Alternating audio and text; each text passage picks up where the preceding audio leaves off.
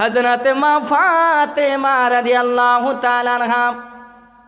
এবার বলেন তো ফাতেমা কার বেটি? কথা কন্যা কার বেটি? কি মাহফিলের মধ্যে বই আসেন তো? আসেন তো নাকি? বিশ্বনবী মুহাম্মদ সাল্লাল্লাহু আলাইহি সাল্লামের বেটির নাম হলো ফাতেমা। এবার কোন তো ফাতেমার স্বামীর নাম কি? হযরতে আলী। হায় হায়, হযরতে আলী। আব্দুল্লাহ, মুহাম্মদের বাবার নাম আব্দুল্লাহ, আব্দুল্লাহর বাবার নাম আব্দুল মুতালিব, আব্দুল মুতালিবের বাবার নাম শেষ।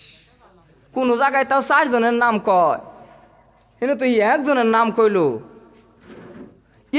এইভাবে হযরত আদম, সাইয়েদিনা আদম আলাইহিস সালাম পর্যন্ত বাবার তালিকা এমনভাবে হাদিস শরীফের মধ্যে বর্ণনা আছে, যাতে করে পৃথিবীর কোনো খ্রিস্টান, কোনো অন্য বাহিরে বিধর্মীরা, কোনো খ্রিস্টান জাতি বিধর্মীরা যাতে করে এই আমার আপনার মায়ার নবীর উপরে কোনো দুশ্চিন্তা চাপায়া দিতে না পারে, কোনো বদমাশ বলতে না পারে। কথা কন ঠিক কিনা? সম্মানিত মা বোনেরা, এবার দেলদা প্রান্দা বোঝার চেষ্টা করবেন না মা। বিশ্বনবীর বেটি ফাতেমা, এইবার দেখেন ফাতেমা ঘরের ভেতরে এবার পাতলা কাপড়, মাথায় কাপড় নাই দাদা, গায়ের ভিতর গায়ের উপরে একটা কাপড় পরেছে আমার আপনার মায়ার নবীজি ফাতেমার ঘরের দরজায়। এরকম করে লক করলেন, সালাম দিলেন দাদা। বেটির বাড়িতে বাবা চলে গেলেন, বিশ্বনবী যাওয়ার লগে লগে সালাম দিলেন। আর আমরা মুসলমান বাড়িতে ঢুকি সালাম নাই। কতক্ষণ ঠিক না বেঠি? সালাম আছে? আয় সালাম নাই। স্বামী যদি বিবিরে সালাম দেয়, বিবি মুস্কি মুস্কি হাসে। আজকে দেখি টুক্কার বাপ মুন্সি হয়ে গেছে। কথা কোন ঠিক না ঠিক? আরে সালাম দাও, অভ্যাস করুন। বিশ্ব নবী আমার মা ফাতেমার ঘরের ভিতরে ঢুকলেন না।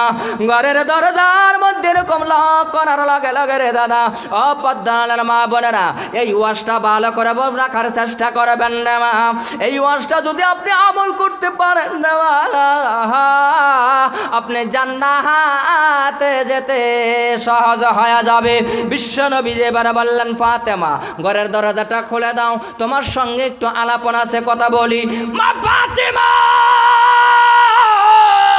ডাক দে বললেন, আব্বা জান এই মুহূর্তে আপনি ঘরের ভিতরে প্রবেশ করতে পারবেন না। বিশ্বনবী বলেন, কেন পারবো না ফাতেমা, একটু বলো কেন পারবো না? এইবার ফাতেমা বললেন, আব্বা জান গো, আপনি ঘরের ভিতরে প্রবেশ করতে হলে, ও আব্বা জান আমি ফাতেমার মাথায় কাপড় নাই, আমি ফাতেমার গায়ের মধ্যে টাকা নাই, আব্বা গো আপনি ঘরের ভিতরে আসবেন না, চলে যান। বিশ্বনবী বুঝলেন, চলে গেলেন। পর্দার মা গো, এই যে ফাতেমার জীবনের ভিতরে, মা ফাতেমার জীবনের মধ্যে যে পর্দার আমল, এই বোয়ালমারির মা বোনদের এই আমল থাকার দরকার আছে না নাই? আরো জোরে কান আছে না নাই? মা বোনেরা, মা ফাতেমার যদি এই একটা আমল যদি আপনি পর্দার আমলটা জীবনের মধ্যে রাখতে পারেন, জিন্দিগির ভিতরে কোনো অভাব হবে না, জীবনের মধ্যে কোনো অভাব নয়। একটা মেয়ে যদি পর্দা সহিত, যদি পর্দা অবস্থায় যদি কবরের ভিতরে চলে যায়, ওই কবরের ভিতর মনকিন নকির আসার লগে লগে রে সালাম করবে, জোরে কোন সুবহানাল্লাহ। আর সারা জীবন এক ওয়াজের মধ্যে বলছিলাম, যুবক তুমি বাজারে যা খাইবা অর্ধেক বাড়তে নিয়ে যাইবা। যুবক আমার হাত ধরে কয়, হুজুর আমি সারাদিন বাজারে থাকি, কিন্তু সারা দিনের মধ্যে 30টা সিগারেট খাই। আমার বিভিন্ন 15টা নিয়ে যাবো। হায় হায়, এমন আছে না নাই? আমি বলছি কোন কথার, যুবক কয় উল্টাটা। উল্টা মানুষ আছে না নাই? সম্মানিত মা বোনেরা, দেলদা প্রান্দা বোঝার চেষ্টা করবেন রে মা। এই পর্দার আমল জীবনের মধ্যে থাকতে হবে রে বাবা। যদি আপনি পর্দার সহিত কবরের ভিতরে প্রবেশ করেন, কবরের ভিতরে ঢোকান না, আপনার জন্য মানকিন নাকিরের সালাম আর মানকিন নাকির যেই কবরের মধ্যে সালাম দেবে রে, এইবার বলেন ওই বান্দা বান্দির কি অভাব থাকবে? অভাব কোনো থাকবে না। এইবার চলে আসুন পবিত্র কোরআন শরীফের মধ্যে 114টা সূরা, জোরে কোন কয়টা সূরা? 114টা সূরার ভিতরে ভাইজান একটা সূরার মধ্যে বিসমিল্লাহ নাই, আছে না নাই? কিন্তু বিসমিল্লাহর মধ্যে কেন বিসমিল্লাহ দেয় না আমার আল্লাহ তাও বলে দিয়েছেন। 114টা সূরার ভিতর ভাইজানে আমলের কথাটা বলবো দাদা, অন্তরের ভিতর আমি আপনি যদি অন্তরের ভিতর গেতে নিতে পারি ভাইজান, আমলে জিন্দিগি বানাইতে পারি রে দাদা, আর জীবনের মধ্যে কোনো অভাব থাকবে না রে দাদা। এবার দেলের কানটা লাগায় ভালো করে বোঝার চেষ্টা করাবেন। 114টা সূরার ভিতরে একটা সূরা আছে রে দাদা, ওই সূরাটার নাম হলো সূরা মুলক। কি সূরা বললাম? সূরা মুলকের ভিতরে ও বন্ধু একটা নয়, দুটা নয়, 20টা নয়, টোটাল 30টা আয়াত আছে। জোরে কোন কয়টা আয়াত? 30টা আয়াতের ভিতর সেই জামানার ভিতরে মাইজান কিতাবের ভিতরে পাইলাম, সেই জামানার মধ্যে আল্লাহর একজন যুবক বান্দা, আল্লাহর একজন যুবক বান্দা সূরা মুলকের মুখস্থ করিয়া আমল করত। ফজর থেকে জহর, আসর, মাগরিব, এশা পর্যন্ত আমল করতেন দাদারা। আমল করতেন, আমল করতে করতে রে যুবক দুনিয়া ছেড়ে কবরে চলে যায়। স্বপ্নে যুগের ভিতরে দেখল ওই যুবকের অন্ধকার কবরের ভিতরে মুনকির নাকির আসিয়া রে দাদা প্রশ্ন করার সময় নেই। এবার বলেন অন্ধকার কবরের ভিতরে প্রশ্ন মুনকির নাকির করবে না নাই? আর জোরে কান করবে না নাই? হয়তো যুবক ভাবছো আমার শরীরের রক্ত গরম, আমার টাকা পয়সার অভাব নাই, কাটিনের অভাব নাই, স্ট্যাটাসের অভাব নাই, কিন্তু দাদা যুবক এ বন্ধুরে মরার লগে লগে রে দাদা আর ফ্রিজানা ঘরের মধ্যে টাইসের ঘরে রাখবে না রে দাদা, লগে লগে গঞ্জি কাপড় কেসি দিয়া বেলেট দিয়ে কাইটা কাইটা রে দাদা অন্ধকার খবরের ভেতরে শোয়া দেবে। শোয়াদের লগে লগে রে মুনকির নাকির আসিয়া দাদা 4-4টা প্রশ্ন করবে। জোরে কোন কয়টা প্রশ্ন? প্রথমে জিজ্ঞাসা করবে মান রাব্বুকা, মান দীনুকা, মান নাবিয়ুকা। এবার কি বলবো? ফেরেশতা তো বলবে সে মান রাব্বুকা, তোমার রব কি? আমরা কি বলবো দাদা? এখন তো বলতেছে আল্লাহ। আল্লাহর কামও করিনি। আল্লাহর কাম যারা করে তারাই বলতে পারবে, আল্লাহর কাম যারা করে না তারা বলতে পারবে না। কথা কোন ঠিক কিনা? ভাইজান দাদা আল্লাহর বান্দা জবাব কবরের ভেতরে। এইবার দেখেন মুনকির নাকির আসিয়া যখন বললেন ও যুবক মান রাব্বুকা মান দীনুকা বলার লগে লগে লগে লগে রে বন্ধু এই যে 30 পারার ভিতরে যে একটা সূরা আছে, এই সূরায়ে মুলক সূরাটা আমল করার খাতিরে ভাইজান এই সূরাটা সম্মুখে মুনকির নাকিরের সম্মুখে হাজির। পাইতে যে কোন সুবহানাল্লাহ হেবেটে শুনবো, জোরে কান সুবহানাল্লাহ। মুনকির নাকিরের সম্মুখে সূরায়ে মুলক যখন সম্মুখে দাঁড়া গেল, মুনকির নাকির বলতেছে তুমি কে? একটু সরে দাঁড়াও, রাস্তাটা সরে যা, রাস্তাটা সরে যা।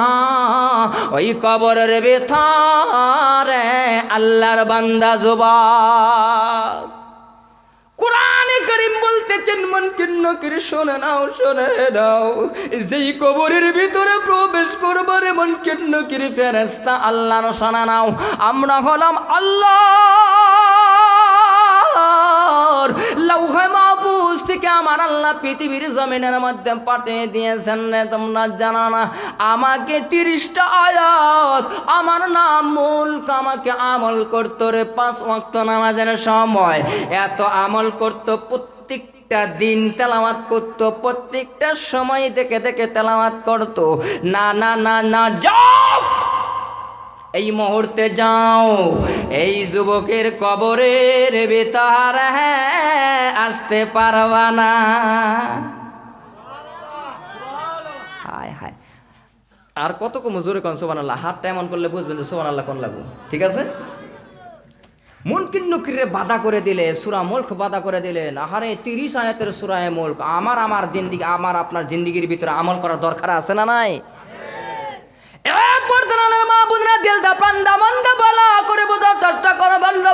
শুধু পুরুষদের নয় মা বোনেরাও যদি এই পবিত্র কোরআনের 30টা আয়াতের সূরা মুলক যদি মুখস্থ করতে পারে ভাই জান্নারা এই সূরাটা আমল করে অন্ধকার খবরের ভিতর ভাই জান আমি আপনি যদি নিয়ে যাইতে পারি রে কোনো চিন্তা নাই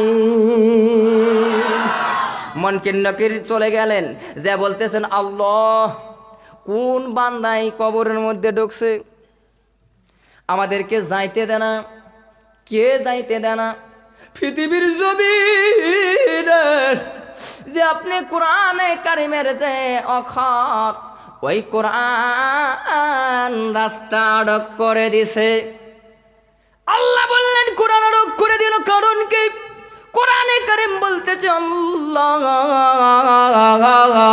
মাবুদ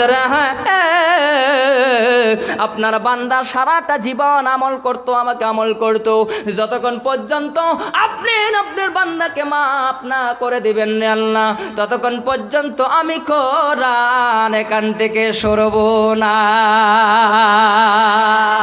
আল্লাহ বললেন কোরআন কেন সরবি না এবার কোরআন জবাব দিয়ে বলেন আল্লাহ আপনার বান্দা যুবক ফজরের সময় কোরআন পড়তো তেলাওয়াত করতো জোহর মাগরিব আসর এশা যা বাছিল সব পড়ছে সব সময় সব দোকান করছে তা কোরআন শরীফ তেলাওয়াত করেছে কিন্তু ভাইজান আমরাও যদি সেরকম আমল করতে পারি না দাদা আমাদের কবরের ভিতরে ফুলের বাগান তৈয়ার হবে ঠিক কিনা এই সম্মানিত বন্ধুগণ খারাপ পাইতেছেন নি এবার আর একটা কথা আমার মনে পড়ে গেছে ভাইজান দাদারা আমার কথাটা না বললেও হয় না মা জান খালা জান ফবু জান দেলদা প্রান্দা বান্দা বালা করে বোঝার চেষ্টা করবেন না বলতেছিলাম পর্দা মা বোনদের দরকার আছে হাজার হাজার মা বোন এই প্যান্ডেলের ভিতরে মা যে আপনি এত রাত্রি হয়ে গেছে রে মা আপনি আমি বসে আছি রে মা ও মা আপনারা বসে আছেন কষ্ট করে ওয়াজ বাড়িতে নেওয়ার দরকার আছে না নাই মা বোনেরা দিলের কানটা লাগায় শুনবেন শুধু এটাই না হযরত আলীকে একদিন হঠাৎ করে মা ফাতেমা হাতটা জোরে সিপি দিয়ে ধরলেন সুবহানাল্লাহ কোন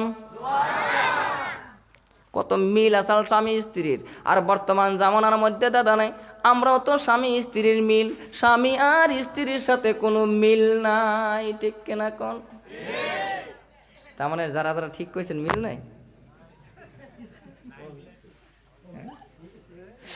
এই যে কবরের ভিতরে দাদা বিশ্বনবী বলেন কোন স্ত্রী যদি মারা যায় কোন স্বামী যদি বলে আল্লাহ মাবুদ রে আমার স্ত্রী আমার কাছে ভালো ছিল গো আল্লাহ আমার স্ত্রী আমার কাছে কত ভালো ছিল বলার লগে লগে বিশ্বনবী বলেন স্বামী দোয়া করার লগে লগে স্ত্রীর কবরের আযাব মার কোন স্বামী যদি অন্ধকার কবরের ভিতরে চলে যায় দাদা রে বিবি যদি নামাজের মুসল্লায় বসে যদি আল্লাহর কাছে হাত তুলে বলে আল্লাহ আল্লাহ আমার স্বামী আমার কাছে ভালো আছেন গো আল্লাহ বলার লগে লগে নবী বলে স্ত্রীর দুয়ায় স্বামীর কবরের আযাব মাফ তাহলে স্বামী স্ত্রীর মধ্যে মিলাদ দরকার আছে না নাই কথা বললে সারা রাত বলা যাবে দাদারা ভাইজান, কিন্তু যদি মনে পড়ে গেছে স্বামী স্ত্রীর কথা, একটা কথা বলে রাখি, বিশ্বনবীজি বললেন এ যুবক ভাইরা যারা বিয়া করেন না একটু ভালো করে দিলের মধ্যে গাইতে রাখবেন দাদা, আর যারা বিবাহ করছেন দাদা আর মুরব্বী বাবাদেরকে ভালো করে বোঝার চেষ্টা করবেন রে দাদা। স্বামী স্ত্রীর বাজে এই বাপ করলেই তো মিল হবে, তাছাড়া মিল হওয়ার সম্ভাবনা নাই। বিশ্বনবীজি বললেন স্ত্রীর স্বামী যদি স্ত্রীর কুব্বালাতুন আইনাইন, আইনাইন মানে হলো চোখ, জোরে বলেন কি চোখ, তাহলে প্রত্যেকটা স্ত্রীর চোখ আছে না নাই? কেউ কি কানা বিয়া করে? করে করে এখনই যদি একটা কালা মেয়ে আইনা দেওয়া হয়, যুবক বিয়া করবি? যুবক তো আসমানে না জমিনেও নিজেও কইতে পারবে না। কথা কন ঠিক না বে ঠিক? এটাও কয় ঠিক। বিশ্বনবীজি বললেন কুব্বালাতুন আইনাইন, কোন স্বামী যদি তার স্ত্রীর দুইটা চোখের উপরে যে বুড়ো আছে রে দাদা, এই জায়গাটার মধ্যে যদি হালকা ভাবে চুম্বন করে হে গো ভাইজান দাদারা, চুম্বন করার লগে লগে রে আমার আল্লাহ ওই স্বামী স্ত্রীর মাহাব্বাত গাঢ় করে দেয়। দ্বিতীয় নম্বর হলো ভাইজান কুব্বালাতুন খাদ্দুন। খাদ্দুন মানে হলো গান, ধরে বলেন কি গান, কারো কালা গান, কারো চকচকা, কারো ফর্সা গান আছে না নাই? বিশ্বনবী বলেন কোন স্বামী যদি কুব্বালাতুন খাদ্দুন, যদি গালের মধ্যে নরম অংশ জায়গায় যদি স্বামী হালকাভাবে চুম্বন করে দাদা, পৃথিবীর জমিনে এত মহাব্বত তার কোথাও নাই যেই জায়গাটার মধ্যে নবী বলেছেন, ঠিক কিনা কন? তৃতীয় নম্বরে বিশ্বনবী বললেন কুব্বালাতুন ইয়াদিন মানে হাত। বন্ধুগণ, বর্তমান জামানার যুবকেরা স্টাইল করে রুমালটা মুখের মধ্যে দিয়ে বিবাহ করতে যায় না, না যায়? ওই মুখের মধ্যে রুমাল দেওয়ার কারণটা জানেন কি? জানেন? শরম পায়। আরে শালা শালি দেই কেনা, শ্বশুর মশাই দেই কেনা, বাড়িঘর দেই কেনা, তার কারণ যুবক ডিমান আনছে। কথা কান ঠিক না ঠিক? এমন ডিমান আনছে রে দাদা, এখন মানুষের মুখ দেখাইব কেমনে, ওই জন্য কাপড় দিয়ে মুখ দিয়ে ডাকে, মুখ দিয়ে মুখের মধ্যে কাপড় দিয়ে ডাকে। কথা কান ঠিক না ঠিক? বিশ্বনবী বললেন এ মুসলমান দাদা, যুবক যেমন স্ত্রীর হাতের উপরে সুমা কোন জায়গায় খান?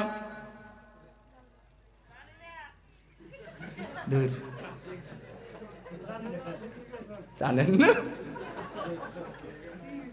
আর হাতের উপরে খায় না? কি কথা কইবেন, খায় না? না খায়? শিক্ষিত যুবক নাই, শিক্ষিত যুবক ভাই হাতের উপরে সুমো খায় না? বেশ সুন্দর করে ডার্লিং বিবি হাতটা দাও তো, চুম্বন একটা খায়া দিল। কিন্তু বিশ্বনবী বলেন কুব্বালাতুন ইয়াদাইন, হাতের এই উপর অংশ সুমা খাবে না, সুমা খাবে হাতের নিচের অংশ। এই অংশটা মনে রাখবেন দাদা, এই জায়গাটার মধ্যে সুমো খাবেন। এই জায়গার মধ্যে বৈজ্ঞানিকে রিসার্চ করে বিশ্বনবী বলেন যে এই জায়গাটার মধ্যে 33টা রগ একত্রিত আছে। জোরে কন কয়টা? এই 33টা রগের উপরে যদি চুম্বন পড়ে তাহলে এত মহাব্বত বাড়ে, পৃথিবীর কোনো তাবিজ কবচ লাগবে না। জোরে কন সুবহানাল্লাহ। বাইরা দাদারা আমার, এইবার অনেক মুরব্বী চাচা বসা আছেন, মনে মনে মনে মনে মনে মনে যদি বলেন রফিক এই ওয়াজটা কেন 20 বছর আগে শুনলাম না, এখন তোর চাচি বুড়া হয়ে গেছে রে, এই মুহূর্তে যদি রে হাতের উপর বা নিচের জায়গায় যদি সম্মান করি গো, বলবে রে বুড়া গালে শখ বেশি। কথা কান ঠিক না ঠিক? হায় কেন আগে জানলাম না? কি খারাপ পাইতেছেন? জানার দরকার আছে না নাই? মা বোনেরা দিল দা প্রান্ত মন্দ বালা করে বোঝার চেষ্টা করবেন না। এইবারে দেখেন বলতেছিলাম নারীরা পর্দা ছাড়া যদি কবরে চলে যায়, এখন এই যে আপনাদের পাশে, এখন কি গ্যারান্টি দিতে পারবেন রে দাদা? এই ময়দানের মধ্যে বসিয়ে কি কোনো গ্যারান্টি দিতে পারবেন না? আমি বালা মানুষ বইছি, বালা মানুষ বাড়িতে উঠতে যাবো, এমন গ্যারান্টি কারো আছে নাকি? এমন হতে পারে বন্ধু আমার জীবনে আমার ওয়াজের বয়স চলাকালীন আমি দেখেছি দাদারে, ওয়াজ চলাকালীন আল্লাহর বান্দা চটপট করে এই ময়দানে মারা গেছে রে দাদা। মাহফিল বন্ধ রাখিয়া জানাজা করে কবরের ভিতর, কবরের মধ্যে রাখার পর আবার ওয়াজ শুরু হয়ে গেছে রে দাদা। মরণের কোনো গ্যারান্টি নাই, মরণের কোনো গ্যারান্টি নাই।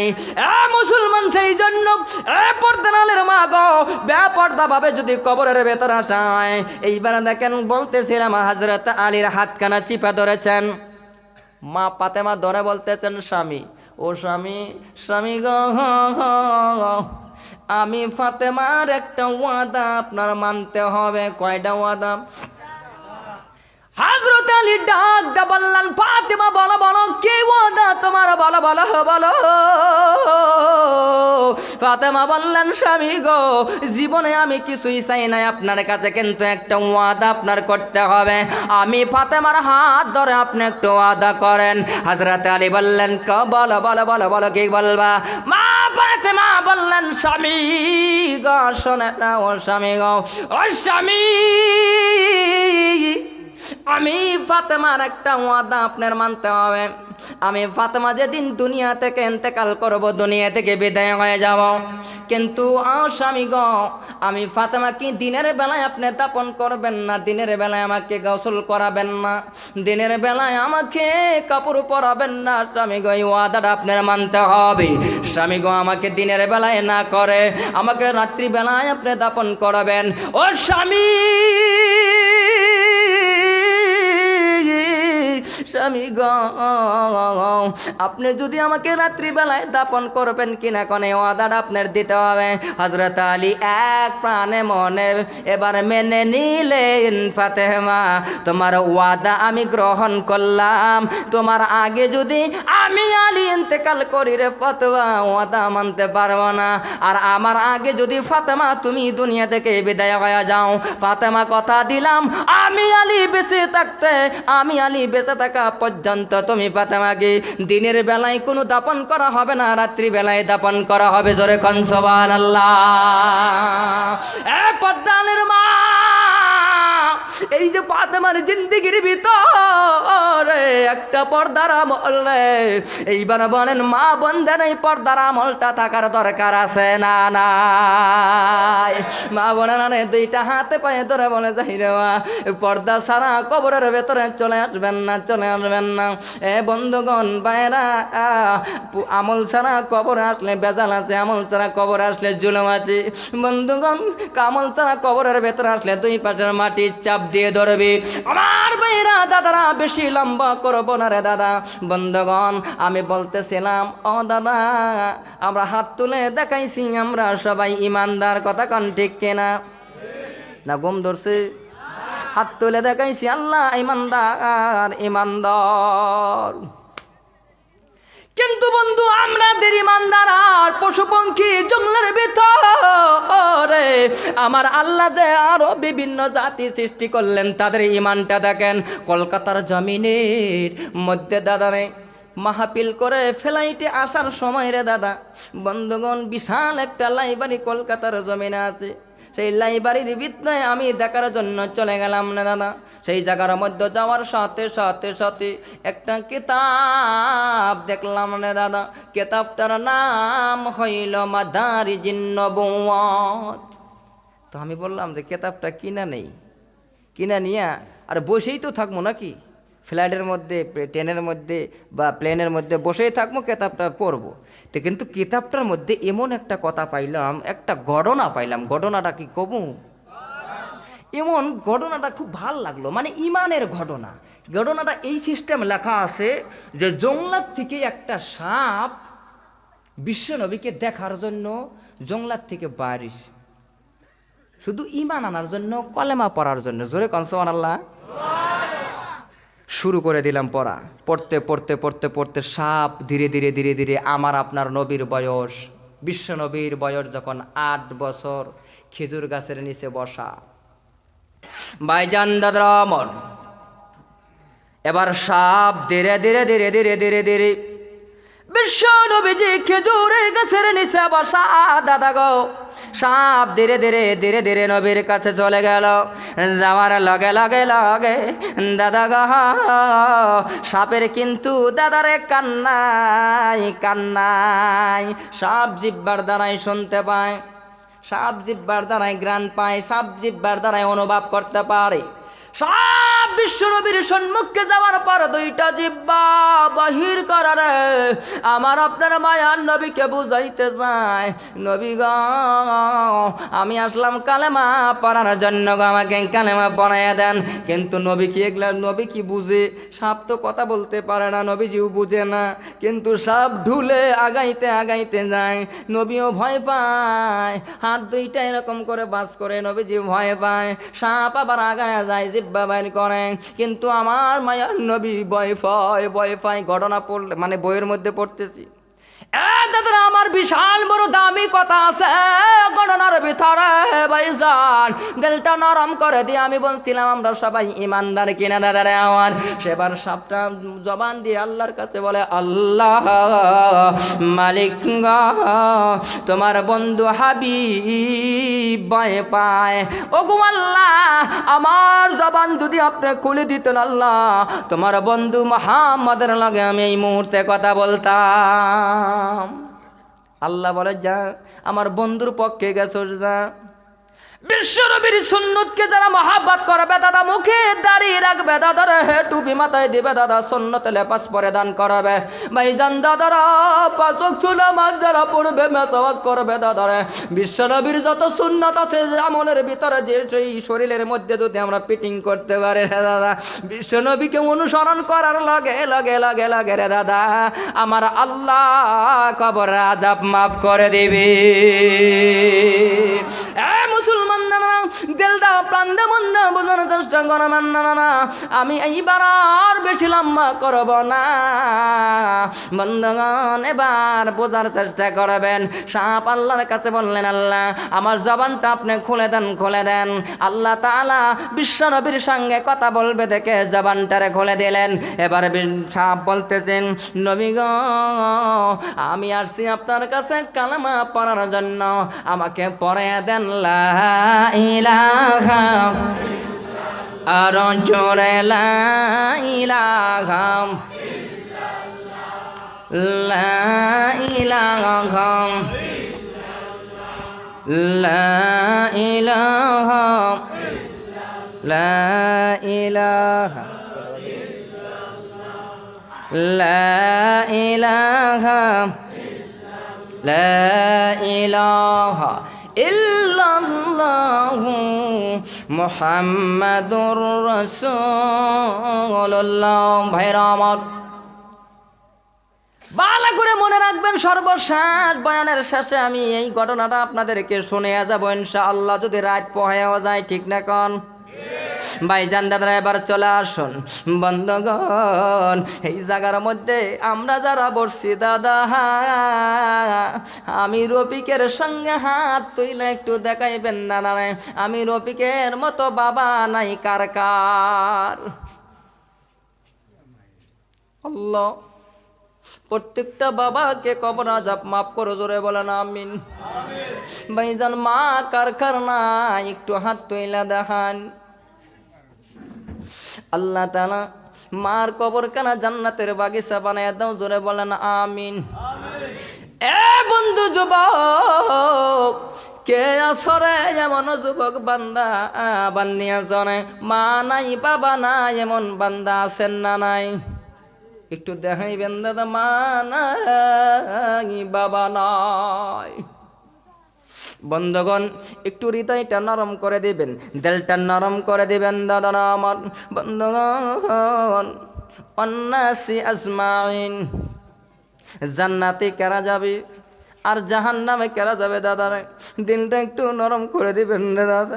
মা বাবার কথা মনে করে হোক দাদা রে, অন্ধকার কবরের কথা মনে করে হোক, হাসরের কথা মনে করে হোক, গুনার কথা মনে করে হোক, যদি দুইটা চোখের পানি এক ফোঁটা বালাইতে পারি রে দাদা, মুসলমান দাদা রে, ও বন্ধুগণ ইন্নাল আবরারা লাফি নাঈম ওয়া ইন্নাল ফুজ্জারা লাফি জাহিম। জোরে কোন আল্লাহু আকবার।